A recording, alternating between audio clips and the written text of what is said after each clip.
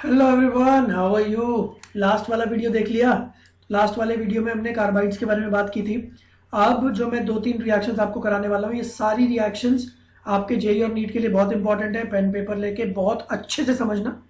जो मैं लॉजिक बता रहा हूँ, रिएक्शन का प्रोडक्ट रटना नहीं है। जो मैं लॉजिक बता रहा हूँ, अगर आपने वो समझ लिया तो आपको फिर ऐसे जितने भी क्वेश्चन आगे आएंगे ना, उन सबका आंसर और प्रोडक्ट आप खुद ही निकाल लोगे। तो सेल्फ सफिशिएंट बनने का तरीका ही होता है कि 2-4 रिएक्शन रटने से काम नहीं होता है, लॉजिक समझो। ठीक है, तो मैं लॉजिक आपके साथ शेयर करता हूँ। तो मैं पहले 3 क्वेश्चन लिख देता हूँ, ये 3 क्वेश्चन का हम आंसर ढूंढेंगे। कैल्शियम कार्बाइड प्लस वाटर, ये रिएक्शन हमने लास्ट वीडियो में किया था, बट उसका रेफरेंस मैं इस वीडियो में लेने वाला हूँ। ठीक है, magnesium carbide plus water, aluminium carbide plus water, beryllium carbide plus water and so on. ठीक है, ये चारों रिएक्शंस आईआईटी के लिए, मतलब जेई एग्जाम के लिए और मेंस ये अपना मेडिकल की नीट के लिए बहुत इंपॉर्टेंट है। इनफैक्ट आपके जितने भी एग्जाम्स हैं ना, सीईटी वीटी भी होता है महाराष्ट्र में, तो जितने भी एग्जाम्स हैं सबके लिए रिएक्शंस एक्सट्रीमली इंपॉर्टेंट है, तो इनको अभी कभी समझ लेना। ठीक है, तो फंडा सुनो। तो मैं इसको डिलीट कर रहा हूँ अभी। तो पहला रिएक्शन जो मैंने लास्ट क्लास में एक्सप्लेन किया था, लास्ट वीडियो में हमने क्या देखा, कैल्शियम के ऊपर +2 है तो कार्बन के ऊपर -2 है, 2 कार्बन के ऊपर -2 है। अब पानी के अंदर होता है H+। देखो आइडियली होता नहीं होता, उसके ऊपर हम टेक्निकल डिस्कशन नहीं करेंगे। मैं आपको बस एक तरीका सिखा रहा हूँ जिससे कि ऐसी रिएक्शंस के प्रोडक्ट्स आपको बिना याद किए, ठीक है, आपका काम चल जाएगा। तो आप डिराइव कर सकते हो, जैसे मैथ्स में डिराइव करते हो ना, जैसे फिजिक्स में डिराइव करते हो, वैसे केमिस्ट्री में भी होता है। तो आप मान लो कि पानी का H+ है और OH है। तो पानी का जो H+ है वो कार्बन से अट्रैक्ट होता है माइनस चार्ज होने की वजह से, और सिंस -2 को बैलेंस करने के लिए 2+ चाहिए, तो 2H ले आए तो C2H2 हो गया। ये तो हमने लास्ट क्लास में किया था। ठीक है, अब जो हमको नहीं करना है वो ध्यान देना, जबरदस्ती का मैथ्स नहीं लगाना है जहां पे जरूरत नहीं है। मतलब अगर कोई बच्चा मुझसे ये बोलता है कि सर 2 कार्बन पे 2- है, तो मैं अगर मैथ्स लगाऊं तो 1 कार्बन पे 1- है, तो इस पे जब हमने H+ लगाया तो बन गया CH। अब बेटा ये क्या होता है, तो आपने जबरदस्ती का मैथ्स क्यों लगा दिया यहाँ पे। तो यहाँ पे मैथ्स नहीं लगाना था क्योंकि दोनों कार्बन आपस में जुड़े हुए हैं। ऐसे कैसे आपने अलग कर दिया भाई, केमिस्ट्री की स्पीशी को आपने मैथ्स लगा के कैसे अलग कर दिया। तो पहली चीज तो होगी, पर लॉजिक हमने सीख लिया कि जितना कार्बन पे नेगेटिव चार्ज हो उतना ही पॉजिटिव जोड़ दो, काम हो जाएगा। सेम चीज अब मैं दूसरी रिएक्शन पे लगाऊंगा। Mg2C3 में पानी डाला, तो देखो जी, पहले तो मुझे बताओ, मैग्नीशियम के ऊपर, एक मैग्नीशियम के ऊपर +2 होता है, तो 2 मैग्नीशियम के ऊपर कितना होगा, +4। +4 को बैलेंस करने के लिए कार्बन पे कितना आएगा, -4, और 3 कार्बन पे मिला के -4 चार्ज है। Is that fine. अब इस पे तो जबरदस्ती का मैथ्स आपको नहीं लगाना है। तो अगर 3 कार्बन पे मिला के -4 है, तो इस माइनस चार्ज को बैलेंस करने के लिए कितना प्लस आएगा अपने पास, H+ के 4 आयन्स लाने पड़ेंगे, पॉजिटिव और नेगेटिव चार्ज को बैलेंस करना। तो आंसर आ गया C3H4। ये बात समझ में आई क्या। तो मैंने कैसे मैथमेटिकली इसका आंसर निकाला, ये बात समझ में आई। तो मैं सिंपल एक रूल फॉलो कर रहा हूँ, जितना नेगेटिव चार्ज हो उतने H+ जोड़ दो, बस। यही सेम रूल मैंने नाइट्राइड्स में भी लगाया था। तो नाइट्राइड्स में -3 चार्ज होता है, तो H+ लगा दो तो अमोनिया बन गया। अगर कल को आपके पास फॉस्फाइड्स हो जाए तो -3 चार्ज को देख के H लगा दो। चलो आज ही के वीडियो में मैं एक और क्वेश्चन करा दूंगा ऐसा। ठीक है, तो Mg2C3 हो गया। अब ऐसा ही एक तीसरा क्वेश्चन, इन दोनों को अच्छे से लिख लो। इन दोनों में मैंने जबरदस्ती का मैथ्स यूज नहीं किया था। ठीक है, चलो नेक्स्ट क्वेश्चन। नेक्स्ट है एल्यूमिनियम कार्बाइड प्लस वाटर, क्या बनेगा। तो देखो जी, एक एल्यूमिनियम पे +3 चार्ज होता है, तो 4 एल्यूमिनियम पे कितना चार्ज होगा, +12। ठीक है ना, एक एल्यूमिनियम पे +3 तो 4 पे +12।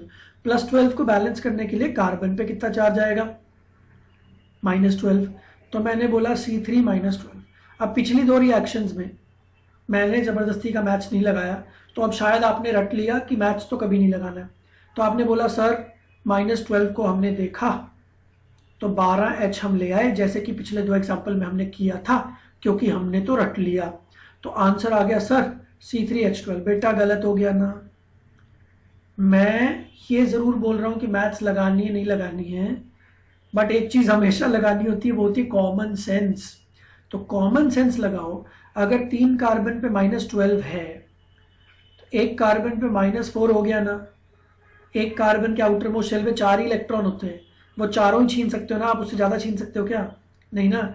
एक कार्बन पे -4 से बैलेंस होने के लिए 4H+ ले आए, तो आंसर क्या आ गया? CH4। बात समझे क्या?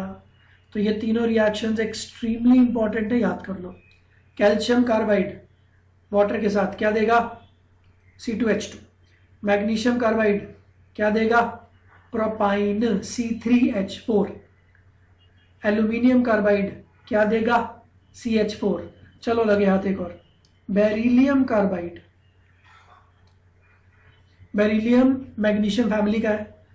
बेरिलियम पे +2 चार्ज होता है, एक बेरिलियम पे +2 तो 2 बेरिलियम पे +4। ठीक है, 2 बेरिलियम पे +4, तो +4 को बैलेंस करने के लिए कार्बन पे कितना आएगा? -4। तो कार्बन पे अगर -4 है और आपने H+ डाल दिया तो क्या बनेगा? CH4। Do you understand that? और अब एक और खास बात सुनो। क्या आपको ये बताया था मैंने लास्ट, मतलब पुराने वीडियोस में बताया हुआ मैंने कि बेरिलियम और एल्यूमिनियम का डायगोनल रिलेशनशिप होता है, राइट? तो जो एल्यूमिनियम कार्बाइड करेगा वही तो बेरिलियम कार्बाइड को भी करना चाहिए। तो या तो आप ये लॉजिक जो मैंने आपको सिखाया उससे आंसर निकाल लो, या आप डायगोनल रिलेशनशिप को याद करके उससे आंसर निकाल लो। फंडा ये है, कोई भी लॉजिक लगा के अगर आपको याद हो गया ना, सो दैट इज गुड। ठीक है, दैट इज गुड, क्या प्रॉब्लम है? चलो अब लगे हाथ एक और रिएक्शन मैं आपको बता देता हूँ, विच इज़ वेरी इंपॉर्टेंट। हम लोगों ने लास्ट के एक वीडियो में लिथियम नाइट्राइड का जिक्र किया था, और मैंने आपको बताया था कि नाइट्राइड का मतलब होता है N-3। देखो लिथियम के ऊपर +1 ईच, तो +3 को बैलेंस कर लेंगे, नाइट्रोजन के ऊपर -3 को बैलेंस करने के लिए 3H+, तो अमोनिया आ गया। ये तो मैंने पहले बताया था।